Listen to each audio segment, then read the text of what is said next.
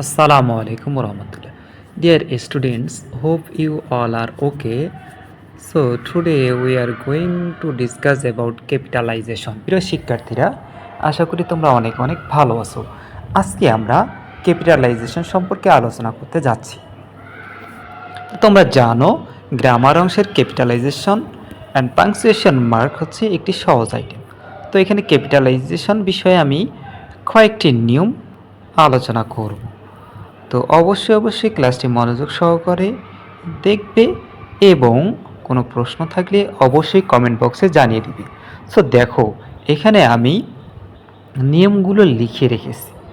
So প্রথম যে নিয়মটি আছে, কোনো সেন্টেন্সের শুরুতে ক্যাপিটাল লেটার বা বড় হাতের বর্ণ হয়, অর্থাৎ সেন্টেন্সের যেখানে শুরু হয় সেখানে প্রথম যে ওয়ার্ডটি হয় সে ওয়ার্ডটি বড় হাতে হয়। যেমন এখানে দেখো, they are going to Nilphamari. So they, দেখো দে হচ্ছে, দে যে ওয়ার্ডটি আছে সেই ওয়ার্ডটি হচ্ছে সেন্টেন্সের শুরুতে আছে। সো দে, দে ওয়ার্ডের প্রথম লেটার বা বর্ণটি বড় হাতে দিতে হবে।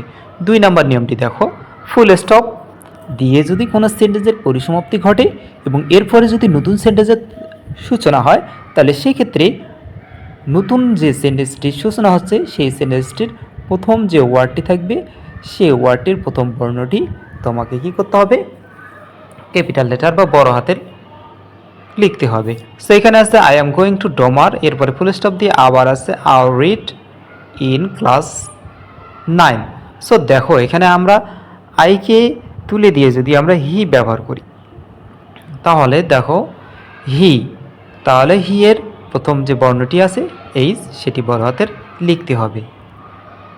এরপরে 3 নম্বর নিয়ম দেখো, কোনো ব্যক্তি বা জায়গার নাম ক্যাপিটাল লেটার হয়, অর্থাৎ প্রপার নাউন। আমরা জানি প্রপার নাউন কোনো ব্যক্তি, নির্দিষ্ট কোনো ব্যক্তি বা নির্দিষ্ট কোনো জায়গার নাম বোঝায় প্রপার নাউন দ্বারা। সো প্রপার নাউনের ক্ষেত্রে ওই নাউনগুলো সেন্টেন্সের শুরুতে, মাঝে কিংবা শেষে যেখানে বসুক না কেন সেগুলোর প্রথম ওই ওয়ার্ডের প্রথম বর্ণটি বড় হাতে দিতে হয়। যেমন এখানে দেখো লেখা আছে মনি ইজ এ স্টুডেন্ট। সো মনি হচ্ছে কিন্তু একটি প্রপার নাউন, সেটির বড় হাতের, এবং এর পরের দেখো সেন্টেন্সটি আছে শি লিভস ইন ঢাকা। তাহলে ঢাকা, দেখো ঢাকা হচ্ছে ইনের পরে অর্থাৎ শেষের ওয়ার্ডটি। সো যেহেতু সেটি প্রপার নাউন সেহেতু আমরা কি করেছি, ডিটাকে ক্যাপিটাল লেটারে লিখেছি। 4 নাম্বার নিয়ম, ধর্মগ্রন্থের নাম বোঝালে সেটি ক্যাপিটাল লেটারে লিখতে হয়। যেমন দ্য হলি কোরআন। সো এরকম আরও যা ধর্মীয় গ্রন্থগুলো আছে সেই গ্রন্থগুলো ওর ওয়ার্ডগুলো যখন লিখবো আমরা সেই ওয়ার্ডগুলোর প্রথম বর্ণগুলো বড় হাতের লিখব। এরপরে দেখো 5 নাম্বার নিয়ম, বিখ্যাত কোনো জাহাজ, পাহাড় বা পর্বত সাধারণত ক্যাপিটাল লেটার লিখতে হয়। যেমন তোমরা জানো টাইটানিক একটি জাহাজের নাম, যেটি 1912 সালে ডুবে গিয়েছিল। দেখো এই কারণে এখানে টাইটানিকের টিটা কি বড় হাতের করা হয়েছে। এরপরে দেখো হিমালয়, ঠিক আছে, হিমালয় হচ্ছে এই যে পাহাড় বা পর্বতের যে কথা বলা আছে এখানে হিমালয় ব্যবহার করা হয়েছে। সো এখানে কি হবে, বড় হাতের হবে। এরপরে দেখো কারো পদবি লেখার ক্ষেত্রে ক্যাপিটাল লেটারে লিখতে হয়। যেমন এখানে লেখা আছে Abdul Hamid the president of Bangladesh.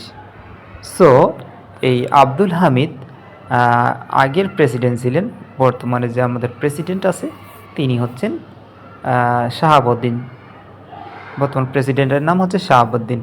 So এরপরে দেখো সংক্ষিপ্ত রূপের ক্ষেত্রে, অর্থাৎ সংক্ষিপ্তভাবে কোনো ওয়ার্ডকে লিখতে গেলে যখন আমরা কোনো বর্ণ আকারে প্রকাশ করি তখন ওই বর্ণগুলো বড় হাতের লেখা হয়। দেখো এখানে বিএ আছে, দুঃখিত এমএ আছে, বিবিএ আছে, এমবিএ আছে, এগুলো বড় হাতের লিখতে হয়।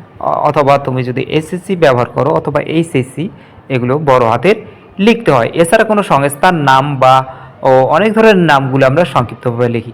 যেমন আমরা রাজীবস ইংলিশ অ্যান্ড ম্যাথ কেয়ারকে যখন আমরা সংক্ষিপ্তভাবে লিখি তখন REMC লিখে থাকি।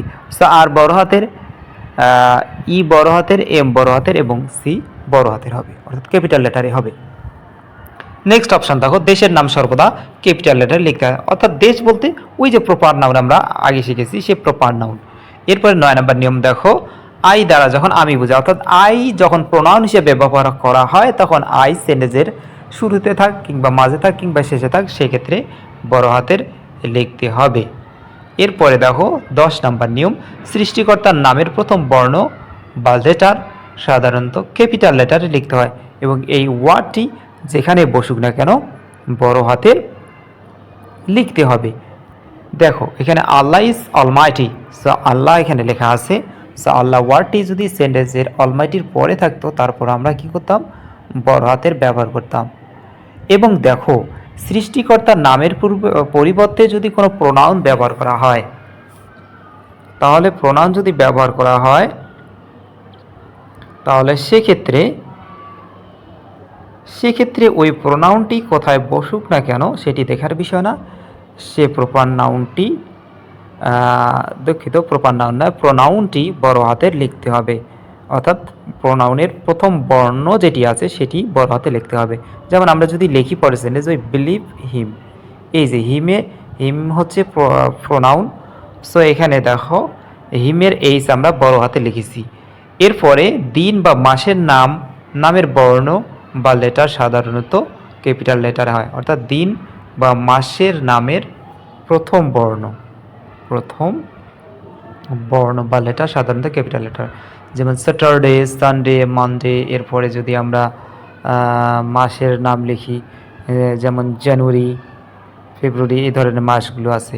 এরপরে দেখো 12 নম্বর যে নিয়ম আছে সেটি আছে বইয়ের নামের প্রথম বর্ণ বা লেটার সাধারণত ক্যাপিটাল লেটার হয়, অর্থাৎ বইয়ের নামগুলো সাধারণত তোমাদের বইগুলো দেখবে অনেক সময় বইগুলো হচ্ছে সব ওয়ার্ডগুলো বড় হাতে লিখে রাখা হয়, সেটা আলাদা বিষয়। কিন্তু একটি বইয়ের নাম যদি 2 ওয়ার্ড বিশিষ্ট হয়, যেমন এখানে একটি নাম দেওয়া আছে প্রমিনেন্ট গ্রামার, এখন যদি আমরা প্রমিনেন্ট ইংলিশ গ্রামার লিখি,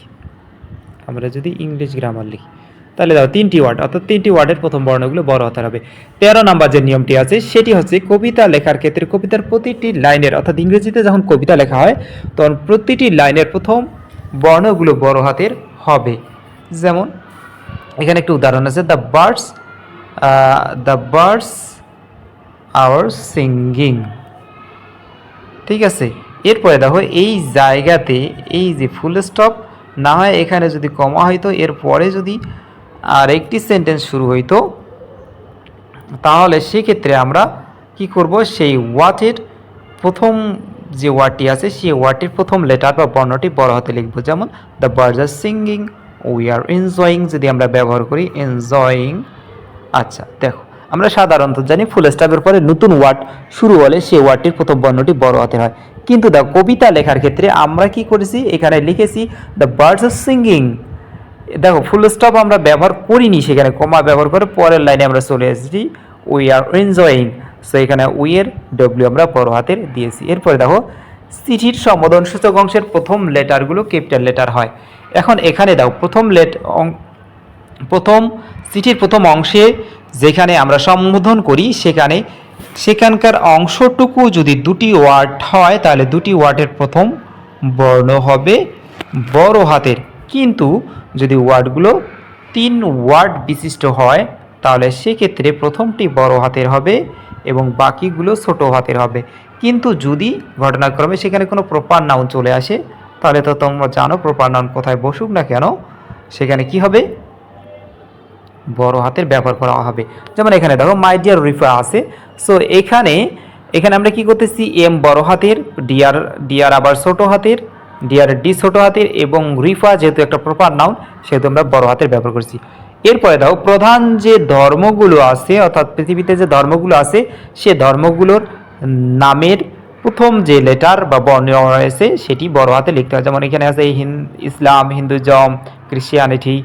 এরপরে দাও ভাষার নাম সর্বদা বড় হাতে লিখতে হয়। যেমন আমরা এখানে কি ব্যবহার করছি, we speak in Bangla, Bangla যদি ভাষা হয়, ইংলিশ হয়, চাইনিজ হয়, যে কোনো ভাষা হতে পারে, সে ভাষার নামের প্রথম বর্ণগুলো বড় হাতের হতে হবে এবং সে ওয়ার্ডটি, ভাষার নামের যে ওয়ার্ডটি আছে সেটি কোথায় বসুক না কেন সেটি দেখার বিষয় নয়, তোমাকে কি করতে হবে, সেই ওয়ার্ডের প্রথম লেটার বা বর্ণটি বড় হাতের দিতে হবে।